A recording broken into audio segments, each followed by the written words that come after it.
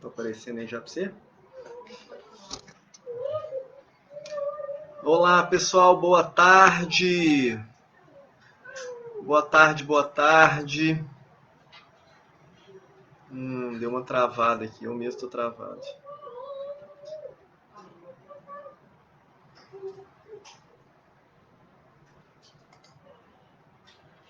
Tudo travado.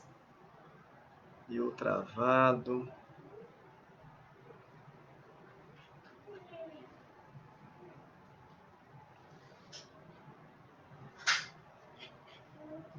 Terrível.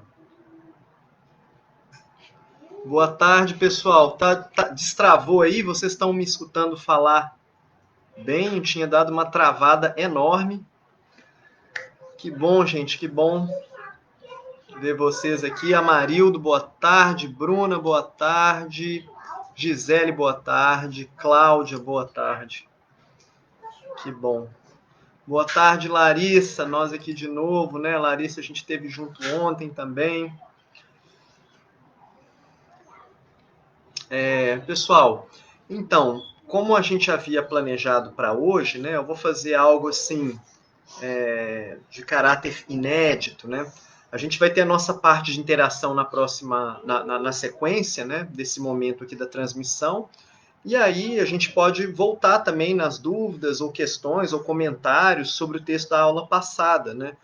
A Bruna deixou uma observação, um comentário muito bacana lá na comunidade, e a gente pode voltar sim nas questões do texto passado, mas o nosso plano aqui para agora, e a gente vai então desenvolvendo ele, né? Seria a gente realizar a leitura aqui de um conto, uma historinha curta, né? Que é uma historinha um conto do Shiga Naoya, chamado Kinosaki. E essa historinha, então, ela é uma espécie de exemplo, de paradigma, né, da literatura do Shishosetsu, né, que seria esse romance do eu, essa literatura do eu. Bom, antes de eu começar a leitura do conto, eu vou só comentar rapidamente com vocês algumas questões aqui e para a gente poder encaminhar. Eu acho que, na verdade, eu quero só fazer uma breve introdução do autor, né?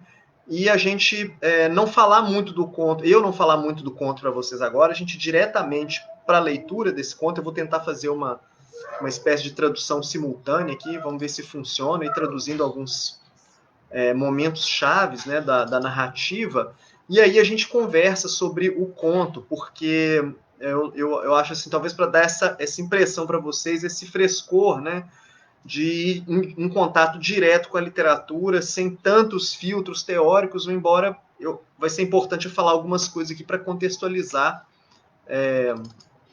brevemente, né, o trabalho desse autor. Deixa eu só abrir aqui, o computador está um pouco lento, por isso que atrasou, pessoal, ficou assim, rodando, assim, agora quase 10 minutos esse computador para eu conseguir ligar ele, né? Acho que é o acúmulo de arquivos e coisas que a gente vai juntando, né, nesse tempo de pandemia.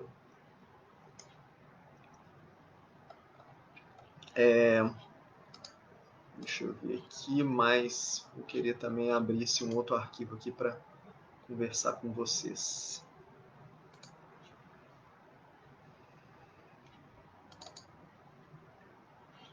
Ok.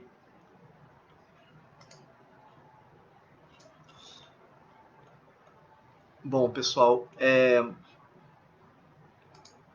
estava dizendo então dessa contextualização que essa transmissão vai proporcionar do autor. A gente vai fazer a leitura do conto, mas alguns elementos eu preciso trazer para vocês antes. Né? Primeira coisa é o seguinte, um certo estranhamento. Eu não sei se vocês vão ter estranhamento, na verdade, mas assim é muito possível que vocês tenham desse tipo de específico de literatura e como que essa literatura é produzida, o tipo de efeito estético e a diferença disso, por exemplo, para a literatura ocidental, que a gente está acostumada de alguma forma, né? Então, a gente poderia pensar muito, assim, utilizar, né, assim, esse paradigma, talvez um paradigma grego, um paradigma da música, né?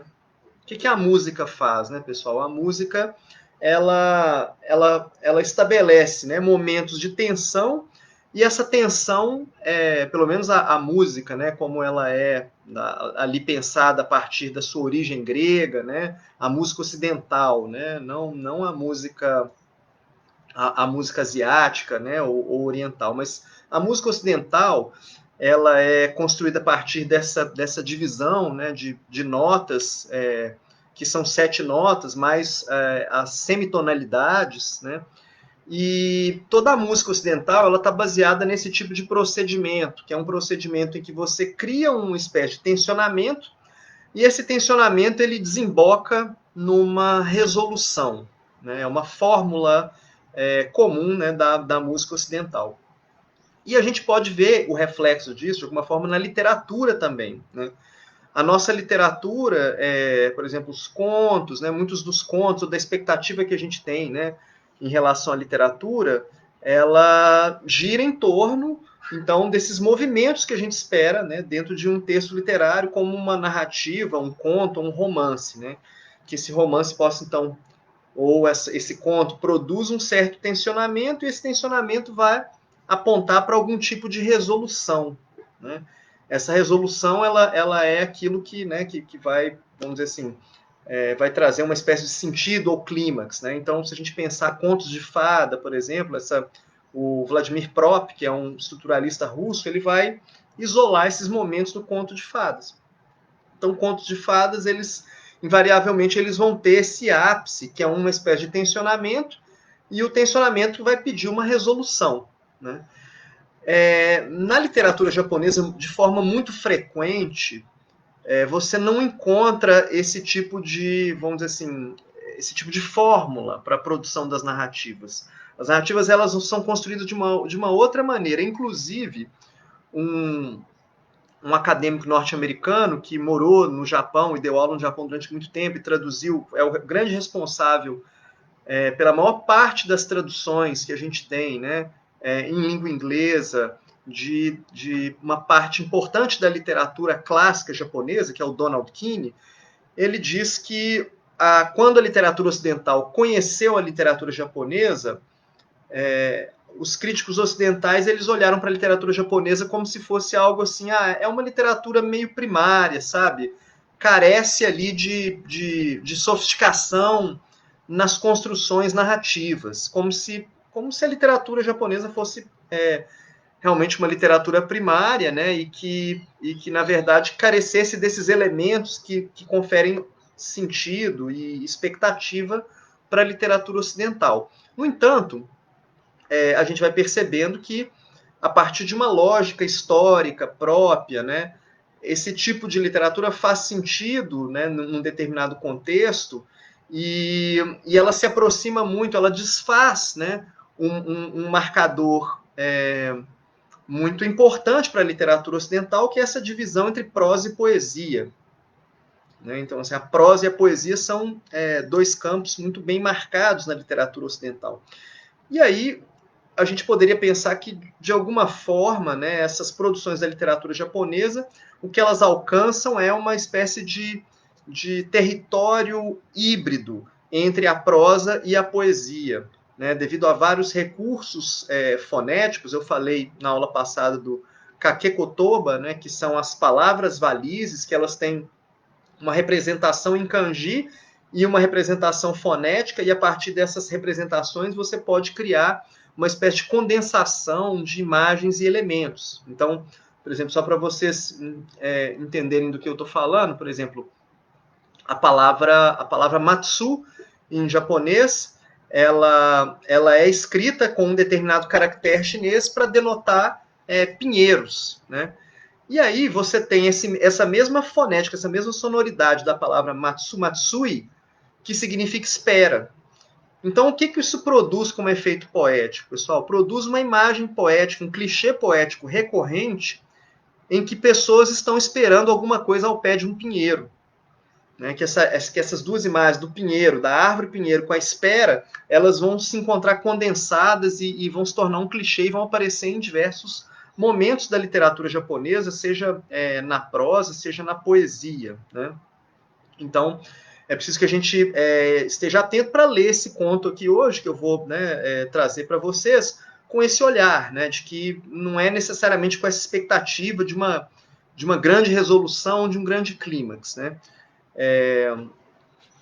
O Shiga Naoya, pessoal, ele nasceu em 1883, né? Ele já nasceu já lá no finalzinho do século XIX, né?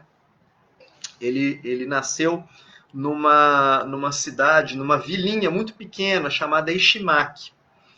E o pai dele foi um funcionário de um banco importante no Japão. E aí ele rapidamente subiu na escala do banco e, enfim, ele se tornou uma pessoa materialmente assim muito bem de vida, como se ele fosse um grande executivo, né, desse banco. Isso proporcionou para o Shiga uma vida, né, de... Ele não teve que trabalhar, ele se dedicou à literatura e viveu da herança do pai, né? E aí isso tem uma consequência também na forma como ele vai trazer a literatura dele, porque a literatura dele tem todo um aspecto assim de austeridade, de simplicidade, né? Essa dedicação que ele tem àquela forma única e simples da literatura. E devido a isso, então, um crítico norte-americano chamado Roy Stars faz uma abordagem da obra do Shiga Naoya como uma espécie de arte zen. Né? Ele vai dizer que é uma arte sem arte. E aí eu não vou falar muito sobre isso agora para a gente poder falar disso mais tarde, mas essa ideia é interessante por quê? Porque é como se ele tivesse ali fazendo apelo a alguma coisa assim da literatura como uma espécie de transmissão muito próxima da experiência direta, sabe? E a partir desse elemento, então, dessa experiência direta, desse uso da linguagem, esse crítico norte-americano faz toda uma justificativa para enquadrar ou para falar do Shiga Naoya como um artista zen, né? E é importante mencionar que o Shiga Naoya não tem qualquer tipo de relação institucional com o Zen budismo. Ele não é monge budista, ele não tem uma prática religiosa, né? Assim, pelo menos não uma prática intensa e discutida na obra dele. No entanto, quando esse crítico, né, ele retoma determinados textos de outros poetas que foram monges budistas e outros escritores, né, que estão ligados ao Zen de alguma forma, ele encontra vários paralelismos e diversas semelhanças. Então, por isso, ele vai chamar o Shiga Naoya ele vai nomear o Shiga Naoya como um expoente dessa tradição de uma estética zen, né? E aí ele vai fazer um texto, né, defendendo essa perspectiva e também levantando possíveis objeções em relação a essa perspectiva. Se alguém tiver interesse, eu posso compartilhar esse texto. Eu tenho esse texto em PDF, que é um livro chamado uma Arte Sem Arte, An Artless Art, né? E esse livro, então, ele vai trazer para nós algumas interpretações bastante interessantes, né, sobre a obra do Shiga Naoya e alguns comentários também que são comentários do próprio processo de tradução, né? Então a gente vai lidar aqui com uma tradução específica, né? Essa tradução vai ter alguns probleminhas também, mas é uma tradução que vai nos satisfazer para o nosso propósito aqui da nossa aula de hoje, né? Então, esse texto que eu deixei para vocês, né? A tradução desse conto ficou et Kinosaki, né? Seria alguma coisa em Kinosaki. E assim, o que é interessante, pessoal, que vocês vão ver assim, é uma peça extremamente simples, né? E ela vai se tornar esse expoente, né? Vai se tornar um expoente da literatura do Shishosetsu por causa, vamos dizer assim, dessas questões que a gente vai ver, dessa economia de linguagem, desse aspecto direto, dessa criação, eu poderia dizer, pelo menos retórica, né? Assim, porque ela tem esse poder persuasivo sobre o leitor, né? De levar o leitor a estar ali presente numa determinada cena. Tá? Eu vou tentar fazer uma coisa assim meio uma tradução simultânea de alguns trechos, né? E a gente ir conversando aqui. Bom. Em Kinosaki, eu fui atropelado e arremessado ao solo por um trolley na linha de Yamanote. Para recuperar dos meus ferimentos, eu fui sozinho para uma Hot Springs, pessoal. O que seria isso? Eu fui sozinho para as termas de Kinosaki, em Tajima. Se os meus ferimentos nas minhas costas se desenvolvesse em uma tuberculose espinal, essa doença esses ferimentos poderiam ser provavelmente fatais. Mas o médico me disse que isso não era muito provável e que se nada acontecesse dentro de 2 ou 3 anos, eu provavelmente não teria nada para me preocupar depois disso. Mas nesse meio tempo, eu fui aconselhado que seria importante que eu tomasse conta de mim mesmo, né? Que eu cuidasse de mim mesmo. Então eu vim aqui com a intenção de ficar mais de 3 semanas. E se eu pudesse ficar 5 semanas. Bom, só esse começo, gente, já aponta um pouco algumas questões importantes aqui para a gente começar. Primeiro, esse início direto, né? Que na literatura, na literatura clássica japonesa você vai encontrar assim, os inícios eles têm muitos circunlóquios, né? Eles vão situar as pessoas em questão, né? Tem toda vamos dizer assim, uma fórmula específica, né, de começar relatos literários na literatura japonesa, ao passo que na literatura do Naoya é isso, né? Assim, ele vai direto ao ponto, não tem circunlóquio nenhum. Eu fui atropelado e fui arremessado por um trolley, né? É isso. E outra coisa que é interessante é esse efeito que ele cria, né? Que dá essa ideia de que ele está escrevendo desse lugar, né? Porque fala assim, eu fui aconselhado a tomar conta de mim mesmo, a cuidar de mim mesmo, então eu vim para cá, né? Eu vim para cá, para onde eu estou. Então esse efeito também que ele cria, a gente vai ver que no final também dá uma coisa meio embaralhada, a gente fica meio sem saber se, assim, de onde exatamente que o conto foi escrito. Tá?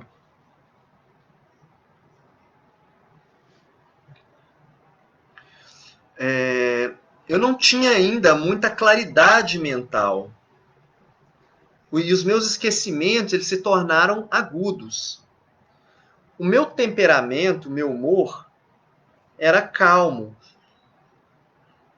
Como não havia sido em momento algum nesses anos recentes.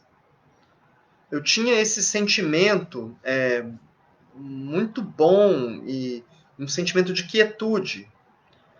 Era o começo da colheita do arroz. E o clima estava muito agradável. Eu estava totalmente sozinho. Não havia ninguém com quem falar. Então eu passava os dias lendo e escrevendo, sentado numa cadeira do lado de fora do quarto, olhando vagamente para as montanhas e para a estrada, ou, em alguns momentos, fazendo caminhadas. Um bom lugar para fazer caminhadas era pegar a estrada, subindo em direção à cidade. E esse caminho me levava ao lado de um pequeno riachozinho. Havia, então, uma pequena poça, um pequeno lago, em uma das curvas desse rio, bem ao pé da montanha, onde as trutas se encontravam. E se a gente pudesse olhar mais de perto, a gente descobriria muitos caranguejos de água fresca, com pernas cabeludas, sentando quietos nas pedras. Eu frequentemente andava nessa estradinha antes da ceia. E aí, cada vez que eu ia subindo em direção à nascente desse rio, pela estrada solitária de outono, na noite fria que vinha, os meus pensamentos eram frequentemente de coisas infelizes.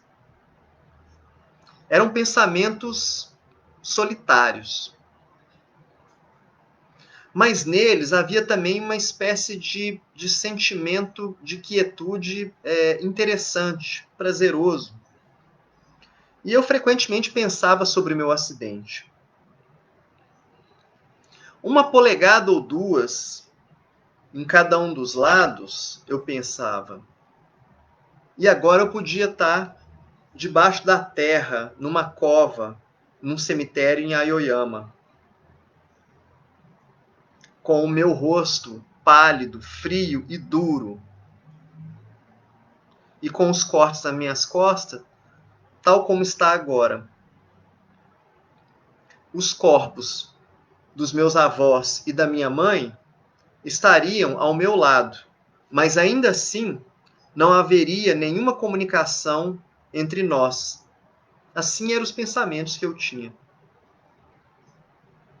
Apesar deles serem pensamentos solitários, eles nunca me inquietaram muito. A morte viria cedo ou tarde. E até agora, nos meus pensamentos, eu pressupunha que a morte viria mais tarde, num futuro distante. Mas agora eu sentia que não dá para saber realmente quando ela vem.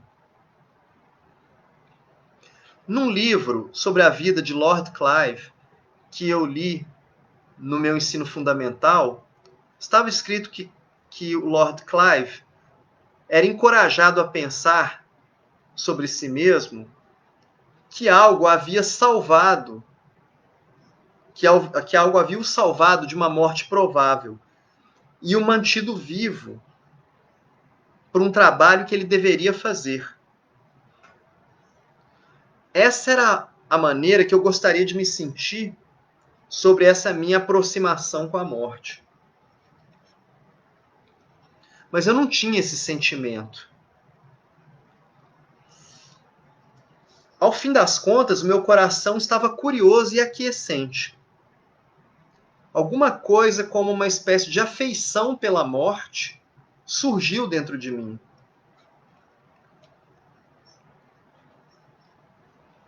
O meu quarto, sendo o único quarto no segundo andar, era comparativamente quieto. Quando eu ficava cansado das leituras e da escrita, eu frequentemente sentava na cadeira fora, na cadeira da varanda. Aos meus lados ficavam uma espécie de pequeno telhado da entrada da pousada, escada abaixo. Havia uma espécie de fachada que se juntava à casa. E nessa fachada havia um ninho de vespas. Tem uma outra tradução, pessoal, que fala abelhas, e eu acho que para mim fez mais sentido. Eu vou, sempre que ele estiver falando vespas, eu vou falar abelhas nessa tradução. Vou mudar, vocês vão ver por que faz sentido. Todos os dias, enquanto o clima estava bom, essas abelhas corpulentas, com o corpo com faixas tigradas, saíam para trabalhar muito duro, desde a manhã até o início da noite. Quando elas emergiam, escovando, né, passando, relando nesses lados soltos, né, da caixa de abelha, descendo pelo telhado e na entrada. Lá, elas meticulosamente ajustariam as suas asas e a sua antena com as suas patas traseiras e dianteiras.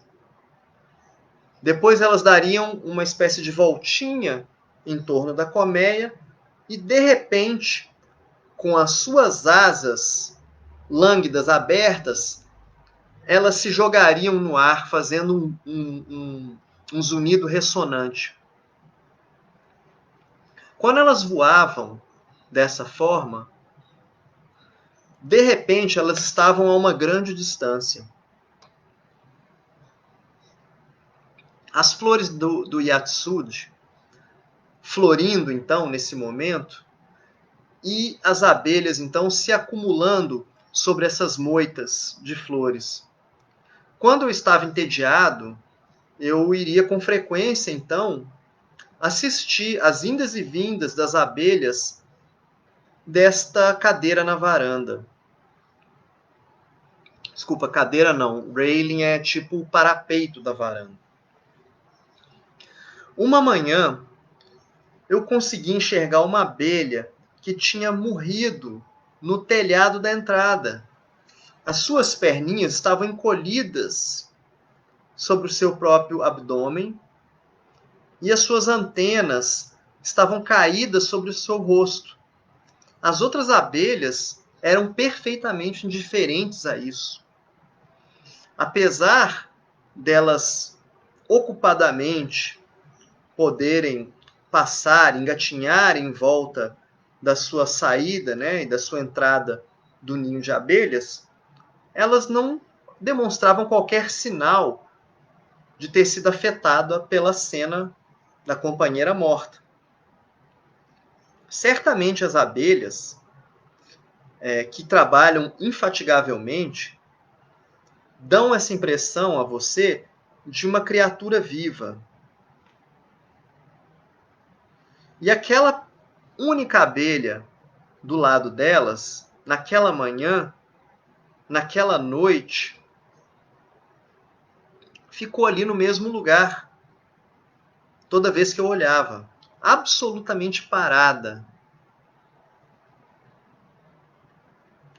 com o seu rosto para cima.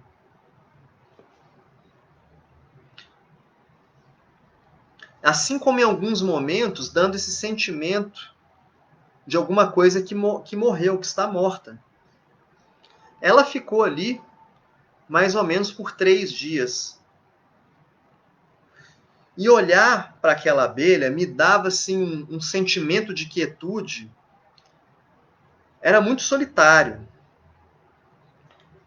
À noite, quando todas as outras abelhas tinham entrado para dentro da colmeia, era solitário de ver aquele pequeno corpinho permanecendo do lado de fora, nas telhas frias, geladas. Mas que sentimento interessante era esse? Durante a noite, houve uma chuva muito pesada. E de manhã, o tempo estava estável de novo. As folhas, toda a superfície do solo e do telhado estava toda lavada e lindamente limpa. O corpinho da abelha já não estava no seu lugar.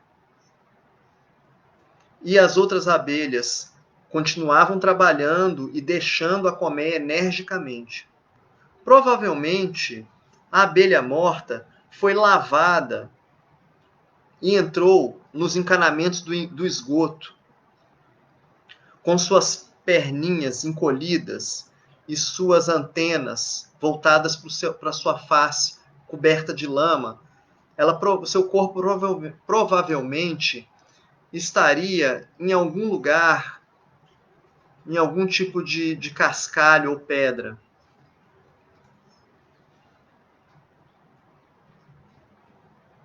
Até que a próxima mudança no seu ambiente a mover-se para um outro lugar. O pequeno corpinho poderia ficar ali onde ele estava. Ou será que esse pequeno corpinho seria carregado pelas formigas? Bom, de qualquer maneira, era certamente um corpinho quieto. E era quieto porque a abelha,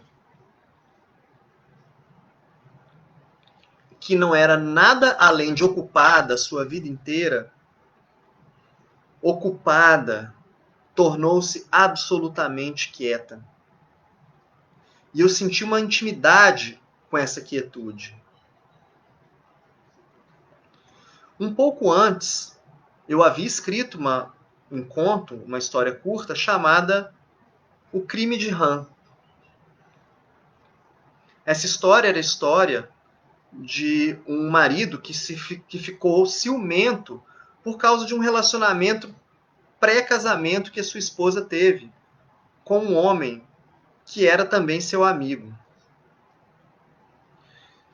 Então, a partir dessa pressão psicológica, esse chinês chamado Han assassinou sua esposa. Como eu escrevi a história,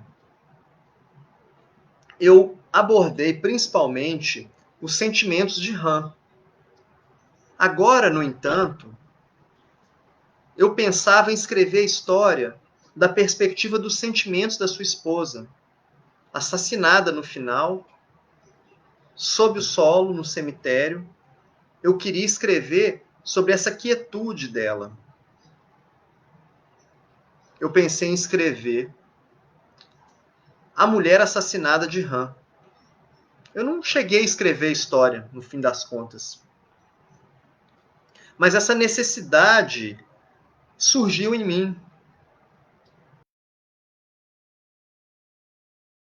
Que diferia muito dos pensamentos do herói durante essa longa história na qual eu estava trabalhando anteriormente.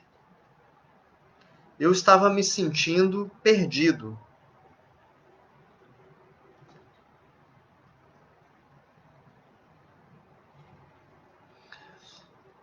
Foi um pouquinho depois do corpinho da abelha ter sido lavado e removido do meu campo de visão, uma determinada manhã, eu pensei em dar uma volta para o Monte Higashi, no Parque do Monte Higashi, com uma vista muito bonita para o rio Maruyama e para o mar do Japão.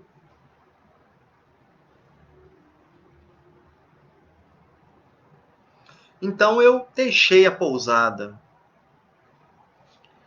E aí, bem em frente a uma terma chamada Ishunoyu, havia um pequeno córregozinho que corria gentilmente pelo meio da estrada e entrava no rio Maruyama. Quando eu cheguei num certo ponto, havia uma ponte do lado desse córreguinho que estava alinhada com várias pessoas. Elas estavam ali se divertindo, assistindo alguma coisa que acontecia nas pedras. O que elas estavam assistindo era um grande rato que havia sido arremessado na água. Desesperadamente nadando, o rato estava tentando trying to get away, estava tentando se livrar da situação. O pescoço do rato estava atravessado com um anzol de cerca de 8 polegadas de comprimento. E havia pelo menos 3 polegadas, ou um pouco mais, que estavam atravessadas atrás da cabeça do rato. E mais outras 3 polegadas que saíam através da garganta. O rato estava tentando escalar as pedras do banco de areia. 2 ou 3 crianças e um puxador de rickshaw, que tinha cerca de 40 anos, estavam jogando pedras no rato. A mira deles não era muito boa. Com um barulhinho estalante, essas pedras elas estalavam ao bater no banco de areia. Os espectadores estavam rindo, risadas muito altas. E o rato finalmente conseguiu um lugar para se apoiar entre as pedras e o banco de areia. Mas quando ele tentou escalar, o anzol imediatamente entrou no caminho dele. Então ele caiu de novo na água. O rato estava tentando, de alguma forma, se resgatar. Um ser humano não entenderia a expressão na face desse rato. Mas era claro pelas suas ações que ele estava tentando firmemente, ele estava tentando bastante.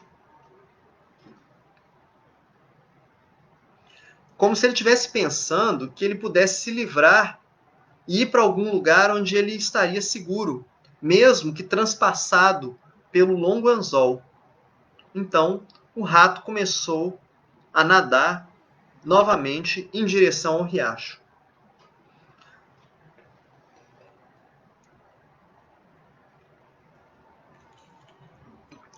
Se divertindo mais do que nunca, as crianças e o puxador de rickshaw arremessavam suas pedras.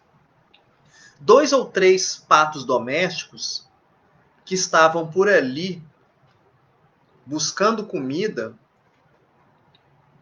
em frente à lavanderia de pedra do lado, foram atraídos por essas pedras voadoras e inclinaram seus pescoços e seus olhos perscrutantes. As pedras bateram na água com um sonzinho estalante. Os patos, então, esticaram seus pescoços com expressões tolas de desinteresse e, ao mesmo tempo, de alarme. E aí nadaram rio acima, remando ocupadamente com suas patinhas. Bom, eu não tive coração suficiente para assistir os últimos momentos do rato. A aparição desse rato e a sua fuga pela vida, com toda a sua força, com toda vamos dizer assim, com todo o trabalho por debaixo disso, acabou na sua morte. E isso permaneceu estranhamente na minha mente. Eu tinha esse sentimento solitário e desprazeroso. Aquela era a verdade, eu pensei para mim mesmo. Antes da quietude que eu aspirava, na morte, haveria todo esse terrível sofrimento. Eu com certeza tenho uma afeição por essa quietude depois da morte. Mas até que eu possa alcançar a morte, eu provavelmente teria um tempo terrível como teve o rato. Criaturas que não sabem como suicidar têm que continuar os seus esforços até que eles possam finalmente serem mortos. Se eu estivesse numa situação similar à do rato, o que eu faria? Não lutaria eu da mesma forma que o rato estava fazendo?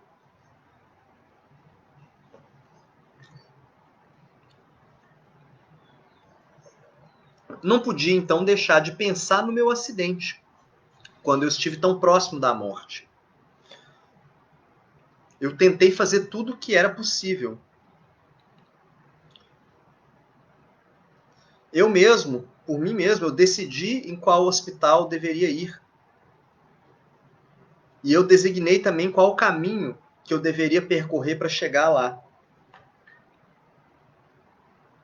E até pensando que se o médico não estivesse lá no momento, não seria, poderia ser inconveniente se a preparação para a cirurgia não estivesse pronta antes da minha chegada. Então eu solicitei que uma pessoa fizesse uma ligação telefônica antes da minha chegada. Depois disso tudo, pareceu para mim muito estranho que mesmo naquele estado de meia consciência, minha mente tenha sido capaz de trabalhar tão bem nas coisas que são mais importantes. A questão de se os meus ferimentos eram fatais ou não, era literalmente uma questão de vida ou morte.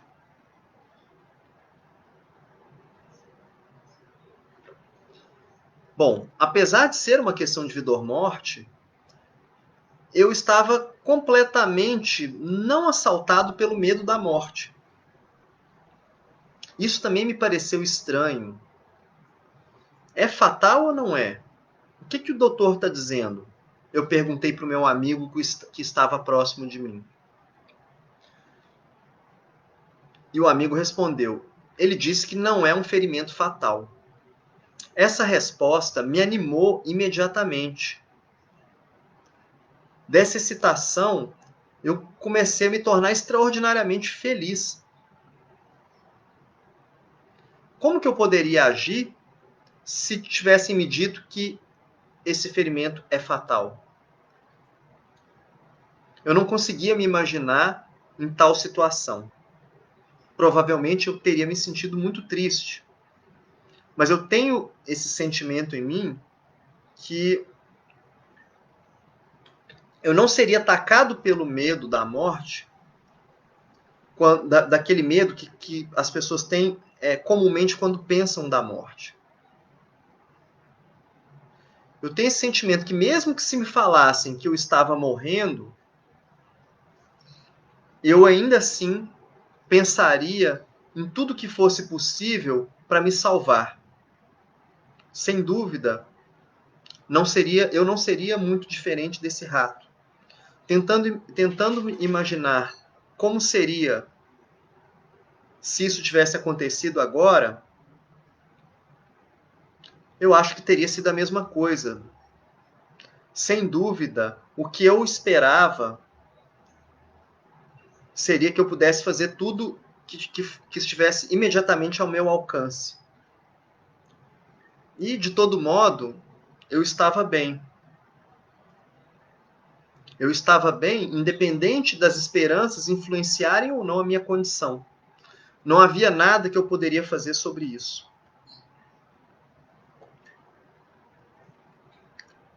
Algum tempo depois do acidente,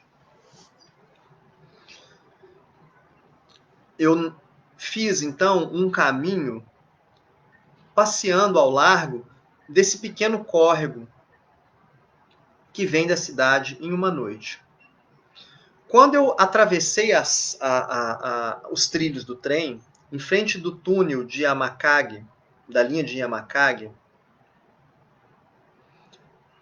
a estrada se tornou um morro muito íngreme. E o córrego também se tornou íngreme. Não havia casas ali por perto. Eu ficava pensando comigo mesmo que eu iria voltar a cada momento. Mas, em vez de voltar, eu continuava andando até chegar a um certo lugar lá em cima. E assim por diante, sempre pensando em chegar nesse lugar lá em cima, sempre atrás dessa última curva. Nesse momento, tudo estava pálido e meio evanescente. O ar estava frio na minha pele. E essa quietude, ao contrário, de algum modo me deixou nervoso. Havia uma árvore de mulberry ao lado da estrada. Depois a gente olha o que é isso, tá, pessoal? E ao lado dessa árvore, um galho que se esticava em direção à estrada tinha uma única folha flutuando no mesmo ritmo. Não havia vento e, tirando esse correguinho, tudo estava quieto e parado. E no meio de todo esse silêncio e quietude, essa única e solitária folha continuava se agitando. Isso me atingiu como algo muito peculiar. Eu até senti um pouco de medo, mas eu também estava curioso.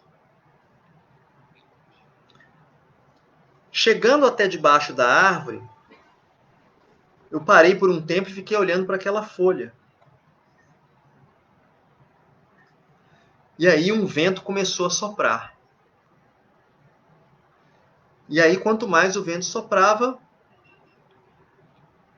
a folhinha tornou-se quieta. A causa era evidente.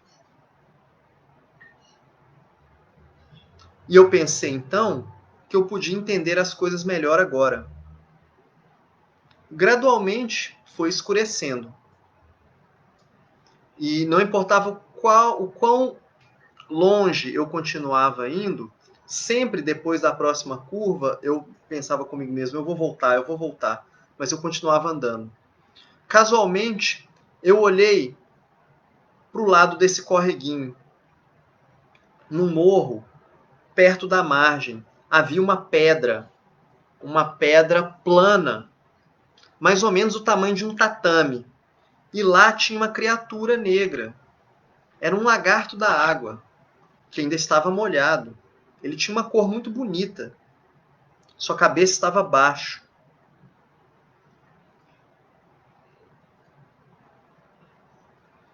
E ele olhava, a sua cabeça estava baixa, ele olhava em direção ao córrego, de cima dessa pedra plana. Eu não me mexi. A água que escorria do corpinho dele descia mais ou menos 1 polegada abaixo da pedra seca. Eu me agachei e fiquei assistindo aquilo. Eu não tinha aversão aos lagartos da água, como antes uma vez eu já senti. Até eu sinto uma certa atração por lagartos ordinários. E o lagarto conhecido como guardião de altares, eu detestava sobretudo. Mas os lagartos d'água, eu nem gostava e nem desgostava.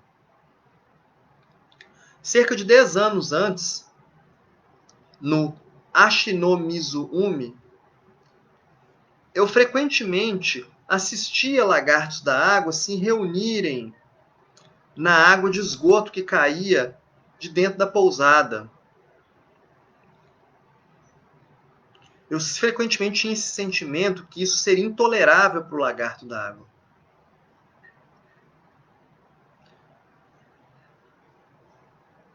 E eu pensava nessas coisas e pensava o que eu faria se um dia eu renascesse como um lagarto d'água. Desde então, eu tenho esse tipo de pensamento quando eu vejo um lagarto da água. No passado eu desgostava de olhar para eles, mas agora eu não tenho mais esses pensamentos sobre essas coisas. Então eu pensei que eu poderia mexer um pouco com aquele lagarto da água e fazê-lo voltar para as águas. Eu comecei a me lembrar, então, do jeito destrambelhado que eles caminhavam, balançando o seu corpo.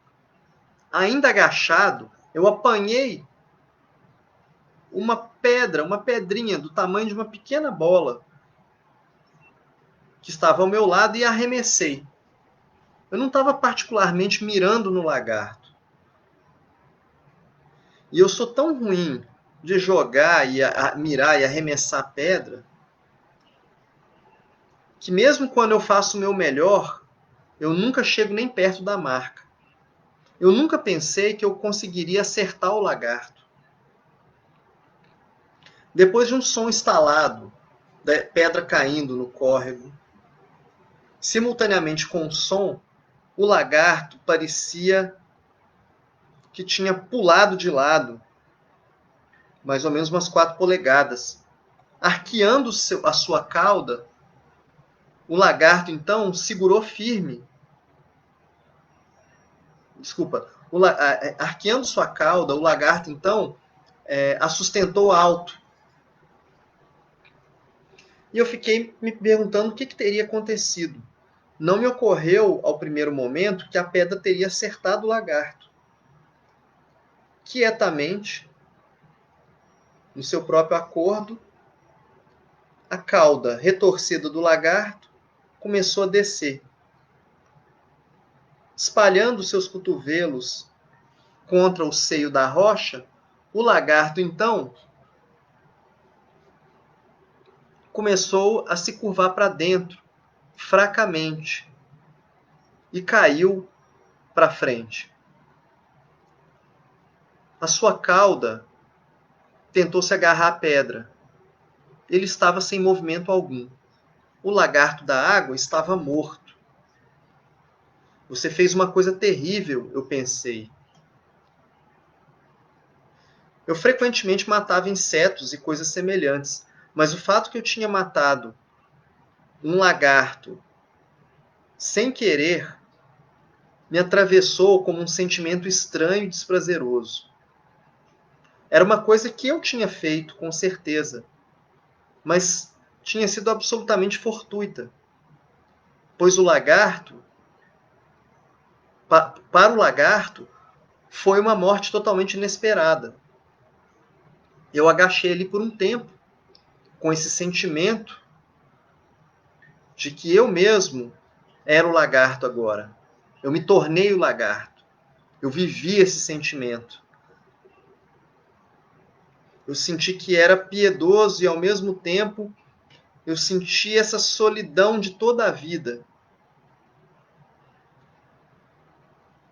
Por sorte, eu não tinha morrido. E por sorte, o lagarto tinha morrido. Aí por sorte ou por acaso, tá, pessoal? By chance pode ser por acaso eu não tinha morrido, por acaso o lagarto tinha morrido. Com essa emoção solitária, eu voltei para baixo da estrada e não conseguia nem ver alguma coisa na minha frente, na direção da pousada. Lá distante, as luzes na beirada da cidade começavam a aparecer. O que foi feito da abelha morta? Provavelmente, essas últimas chuvas enterraram ela na terra. O que aconteceu com o rato? Talvez, nesse momento, ele tenha sido carregado ao mar e o seu corpinho inflado de água sido lavado a uma praia junto com um pouco de lixo. E eu, que não tinha morrido, estava andando nesse caminho. Foi isso que eu pensei.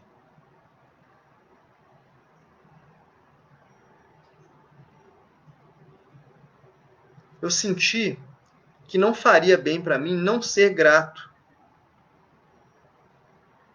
Mas, de fato, nenhum sentimento de gratidão veio até mim.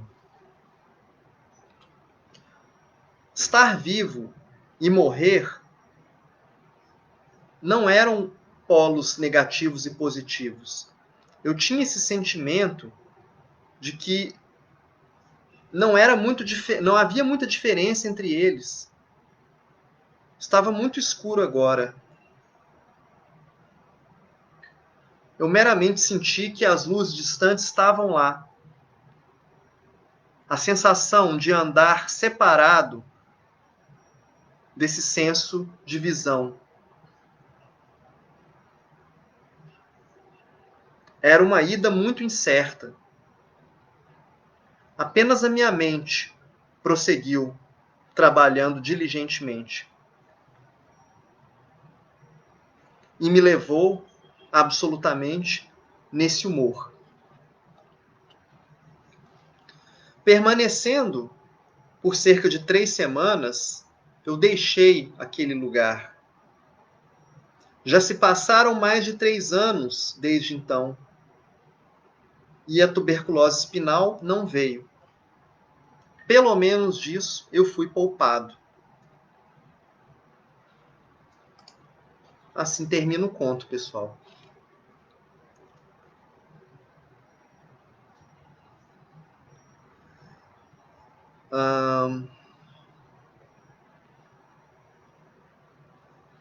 Tá, eu vou interromper a transmissão para ficar o conto aí, tá, pessoal? Obrigado, Bruna, por ter buscado aí, né? A árvore de Mulberry, a árvore da Amora, né? Legal, porque é uma informação importante para a gente visualizar, né, essa situação. e na nossa sequência eu vou falando mais aqui um pouquinho do conto para vocês. Mas é isso, pessoal, tá vendo? A coisa acaba assim, né? E tem esse lance de que ele joga com umas deixes, né? Por exemplo, ele fala aqui eu estou escrevendo, e de repente no final tem esses 3 anos que já se passaram aí, né? Tem esse salto temporal aí do último parágrafo, né? Então é isso, essa coisa que não é uma narrativa assim que ela não tem o mesmo tipo de resolução narrativa que a gente espera, né, do ponto de vista das narrativas ocidentais, né? Só vou complementar isso então para finalizar essa transmissão que está completando 55 minutos e a gente então faz um breve intervalo para irmos para a nossa parte interativa. Tudo bem, pessoal? Bacana? Até logo então.